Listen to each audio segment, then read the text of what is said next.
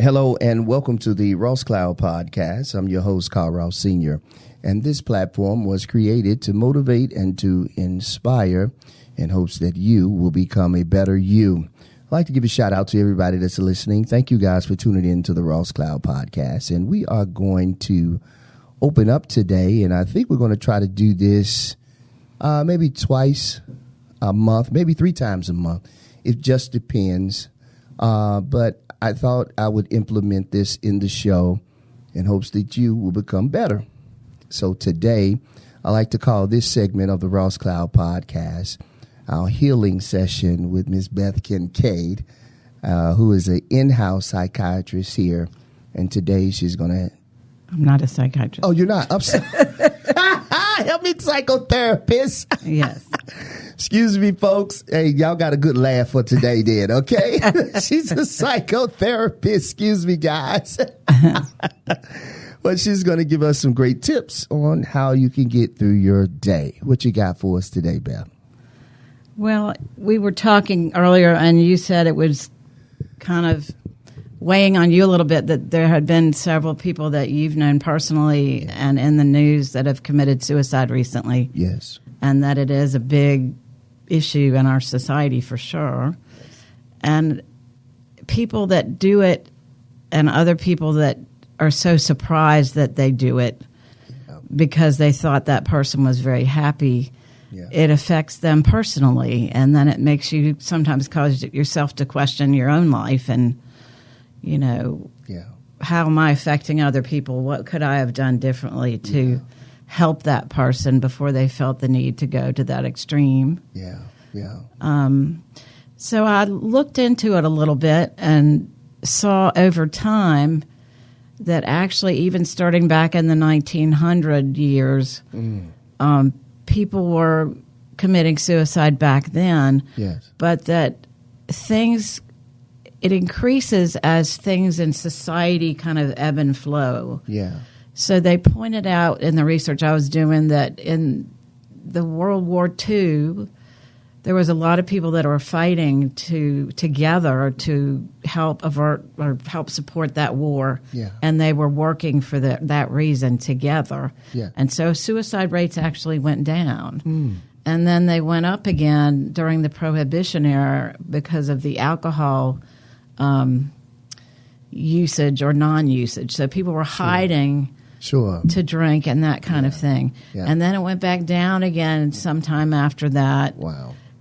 Back then, starting about 10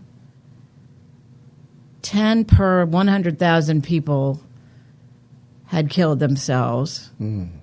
At the top of that, I think it went to possibly 20. And then back to 10 again. Understood. And then around the 50s, I think things slowed down a little bit. But then there was also the Great Depression that created a big rise. So when the stock market crashes, when there's financial difficulties that happen or extreme kind of changes, then people feel more desperate and hopeless, and they don't really know what to do. And so around the 60s, there was a big use in substance abuse, and that caused, I think, more people not to be thinking clearly. In the 80s, there was a great decline because I think the substance abuse had gone down some during that time. The top suicide rate tended to be through Asia, and they said there was an Asian financial crisis, maybe because of their population increasing. But apparently now in 2021, they're no longer, they're more to the bottom because they've put out a national plan to try to reduce suicide rates. So I'm going to talk about some of how we can change some things in our society and what creates those risks. Males tend to be the higher a sex group to commit suicide, females lower. And then I'm going to talk about what people do to commit suicide as well. Why do you think that number is so high for males, Beth? Not that it's good for anyone, but I'm just curious to know. I feel like Well, there's a few different theories, I think, that women tend to express themselves a lot more outwardly to people than men tend to do. Sure. Men tend a lot of times to feel more pressure in having to provide and to be strong. And if they lose something, they aren't able to express that to other people as well. Yeah. And so they tend to be to be more apt to do that. Women, on the other hand, also, their pressures have been growing. Yeah. And they're increasing as well, just not at the rate of that. I got you. Another thing that was surprising to me is that the top age group of people that have committed suicide tend to be the older people. I found that to be kind of interesting. Yeah, that is interesting. I agree with you on that one. Wow. And that teenagers and college students, their rate of suicide has actually increased over time, triple since 1950s. I got you. So I think there's, again, a lot of stress and pressure on that age group and the younger people right now.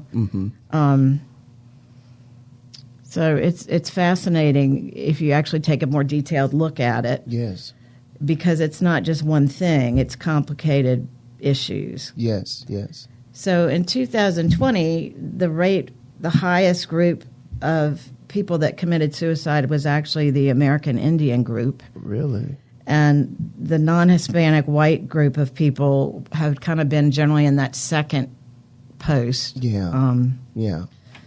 So I think maybe as people get older, they kind of lose hope and they are suffering maybe and don't want to have to keep doing that. Sure. And I think hopelessness really is one of the biggest causes of people wanting to just end things because they don't see any changes taking place anytime soon. Yeah. But there are a number of different reasons that people feel like they have to go that far. Yeah. I think people tend to not really want to die a lot of the time, but they want their pain to stop, if that makes any sense. Yeah, it does. That makes a lot of sense, Beth. So sometimes people may test other people and in their lives and make a half-hearted attempt to commit suicide, and then someone will find them or they'll call somebody at the last minute, and at that point, then they can get some help. Sure. So in 2020, 45,979 people died by suicide in the United States. Wow. So that was one death every 11 minutes. Wow. 12.2 million adults seriously thought about suicide at that time, and 3 million adults made a plan. 1 million adults attempted suicide.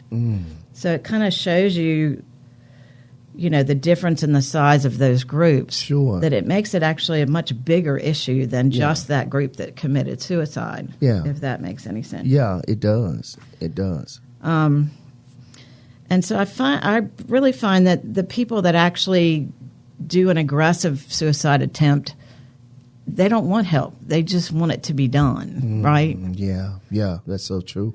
There's some people that choose to do the suicide attempt in their home. Yeah. Other people will do it in a hotel room so that they can save their loved ones from having to find them and clean up afterwards. Some people jump off of bridges or buildings. Yeah. That, to me, shows a lot more desperation. Absolutely, it does. But it also, I think, there's no way of coming back from that. So no, it's not. Those people really want to have that happen. Yeah. They're done with it. Exactly. Yeah. But males are actually 4 times higher than females in the rates of people that commit suicide. Wow. So that's a pretty interesting difference. So the highest... the most often used method of suicide is by firearm. That was 52%. Suffocation, 27%. The suffocation, I was thinking about that. You can't really suffocate yourself because even if you have a plastic bag over you, once you pass out, things are going to relax and you're going to be able to breathe again. Yeah. But what they meant by that apparently was carbon monoxide, breathing in gases, that kind of thing. Okay. Where even if you did come out of it, you're still breathing a poison, so you're going to go ahead and asphyxiate yourself. And poisoning was 12%, and other was 8%. So the other ways I'm aware of is people overdose on purpose on pills. They might cut their wrist jumping off a building or a bridge kind of thing. Sure. And then some people commit suicide by cop, which I'm sure you've heard of, where they put themselves in a situation where if they point a gun at the police officer, the police officer is going to kill them. It's quite natural. Yeah, exactly. Yeah. So I was interested to know that right now the highest by state in the United States, the state with the highest death rate is actually Wyoming, and the second one was Alaska. And this is right now because these things change all the time. Sure. The lowest was actually New York and New Jersey at this point. Now that's a shocker. Yeah, I'll so be that was honest pretty with interesting. you. Wyoming and Alaska, when you think about it, you're like, that has to be the most relaxing place you could be. New York is very busy, chaos, you know. It's a different world in the city. So that's a shocker to me. It is. Wow. So let's talk for a minute about the factors that might contribute to the risk of suicide. And it's rarely caused by just one thing or one event. It's generally something that you're suffering with over time. Yeah. It could have to do with individual things, relationships, community, or the society you're living in. And all of these things I'm about to list are going to increase the possibility that a person will attempt suicide. So the personal factors might be a previous suicide attempt. If you've attempted one time, you might be comfortable enough to try it again. A history of depression or other mental illnesses. A serious illness that causes chronic pain. Chronic pain is very hard to deal with over a long period of time. It's exhausting. Criminal or legal problems. Job or financial problems or loss. Impulsive or aggressive tendencies, substance use, current or prior history of an adverse childhood experience, a sense of hopelessness, violence, victimization, or other perpetration. Yeah.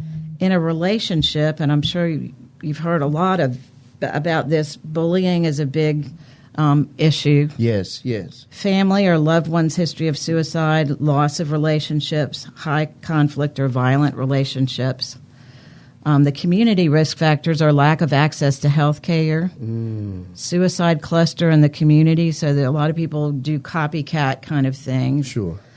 Stress of acculturation, and what that means basically is if people from out of the country are brought here, immigrants, they are sent to somewhere they don't know anything about, and their culture is totally different. Yeah. And so having to assimilate into a culture that's different from yours in a lot of ways is very stressful. Sure.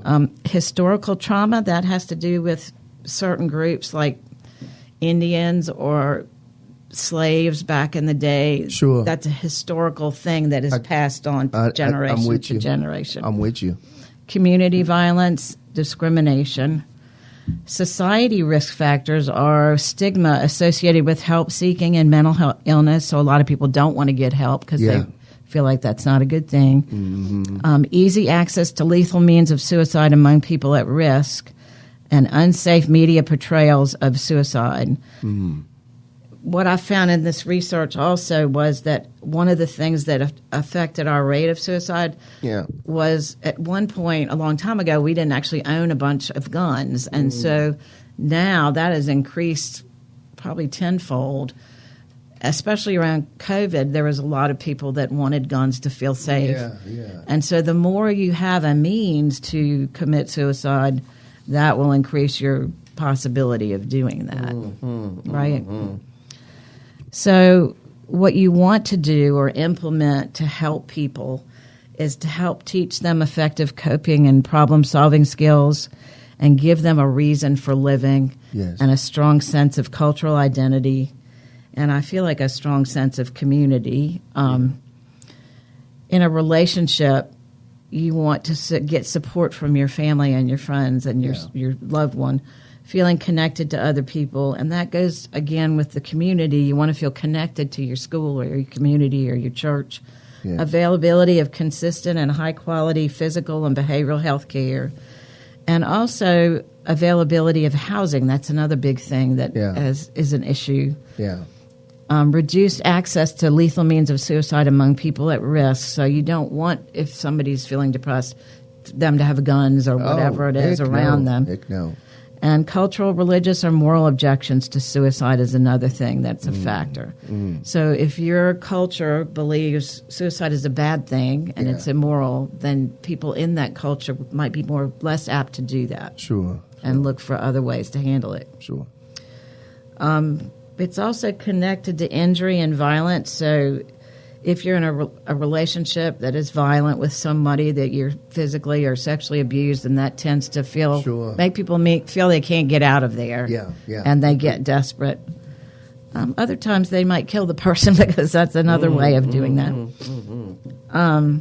So the warning signs, if you know somebody that's been depressed, to look for is talking about being a burden, being isolated, increased anxiety, talking about feeling trapped or an unbearable pain, increased substance use, looking for a way to access lethal means, increased anger or rage, extreme mood swings, expressing hopelessness, sleeping too little or too much, taking or posting about or wanting to die. Yes. And making those plans for suicide. Yes. So that's the important thing we look for in people talking about it. Okay. It's not just because you're talking about it or thinking about it that means you're actually going to do it. But if you're creating a plan you actually have the means to do, then that makes it it amps up the importance to address it at that point. Sure. So the society part, apparently Japan, like I said, put together this plan for their country that has actually really increased their suicide rate, decreased it, sorry. No, you're fine. They suggest that you stabilize housing, which we were talking about, and strengthen household financial security, probably the opposite of all the things that are high risk. Reduce access to those means, create healthy organizational policies and culture. So a lot of times around here anyway, people have been trying to do programs for kids in high school or younger to have them not sitting at home, especially if they're in a housing area that's not got a lot of resources, to go to a place after school that they can get fed and they can have things to do that are fun and have people lift them up. Yeah, that makes sense. And other people do leadership programs for kids so that they can feel important and feel like they're worth something. Cover mental health conditions in health insurance policies. That's important. Increase provider availability in underserved areas. So a change that's happened with that actually since COVID is that there have not been enough mental health people to address everyone's need. And because Medicare has always historically not allowed anybody but PhDs and social workers be on their panel, they've just actually passed an act through Congress or the House. Actually, the president just signed it, so they're working on a plan with this. To allow other therapists to be in that pool. I think that's good. They've also allowed us to work telehealth across the United States. So I can talk to somebody and do therapy with somebody in California. Oh, that's awesome. If I want to. Because a number of people have had to move, and you shouldn't have to change your therapist. No, you get comfortable with a person. Yeah, you're right. Provide rapid and remote access to help. So that's a part of that telehealth system. Create safer suicide care through systems change. And so we've done that recently, I think, with the police, too, and making sure that there's some mental health people attached to that. So if somebody's having issues, they don't automatically get locked in a jail because that's not helpful. No. They have a mental health person addressing their issues. Promoting healthy peer norms, engaging in community members, helping people do shared activities so that they can feel like a part of a team and work together.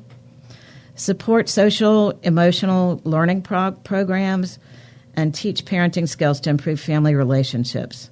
Support resilience through education programs. So in the schools sometimes they will also have groups like emotion groups or feeling groups or whatever, so that people can learn how to express themselves. Yes.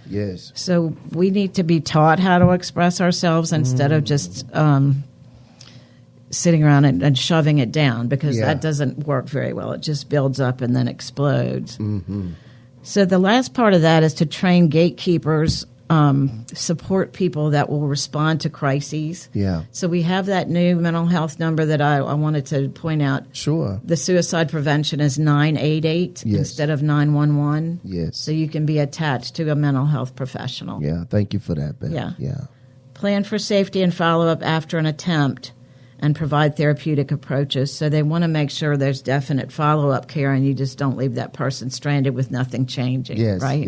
Yes, absolutely. Intervene after a suicide postvention, and report and message about suicide safety. So to keep it out there in the news, for people to see. Yes, absolutely. So we are in a time now where inflation has really gone through the roof, and things are costing a small fortune, and everybody's rents have gone up, the food prices have gone up. And so it's one of those fluctuations that very well can affect that. True. That rise. What's interesting, though, is that it has gone down recently. And so they have different reasons of looking at that, and it may be partly that we are paying more attention to taking care of people right now. In the midst of COVID and all that. Yes. So if you are somebody that is feeling bad, feeling depressed, I think one thing people need to remember is, because you're feeling that way right this minute doesn't mean you have to feel that way in an hour or tomorrow or the next day. If somebody's feeling like they're being bullied, or that people are being mean to them, or that no one likes them, I would remind people that just because somebody says something to you does not make it true. That's right. And so you need to ask yourself, do I really believe what they're saying? And try to surround yourself with those people that lift you up instead of dragging you down. Yes, that's so great. So the words in our head are what make us feel what we're feeling. It's that storyline, those words in your head that create what we feel and our response to that. So you want to try to change those words in your head to lift yourself up yourself, not just depend on other people as well. Yeah. I love that, and I thank you so much. We lost Twitch not too long ago, which is, I guess, in the beginning, what you was alluding to about, sometimes we're silent, and just because somebody is smiling and they seem like everything is okay, and it wasn't. And I think that was one of the things that kind of was shocking to everybody. Like, you didn't even see that. No. That, none of us saw that even coming. Right. We didn't even have a clue. So it was almost like this silent thing happening on the inside. And unfortunately, I think sometimes when people are about to commit suicide, they get happy because they have a plan in place. And so they feel some sense of relief. And I don't know if the majority of those people are people that feel like they're being a burden on other people, or they can't be what they want to be for other people. Whatever the reason may be.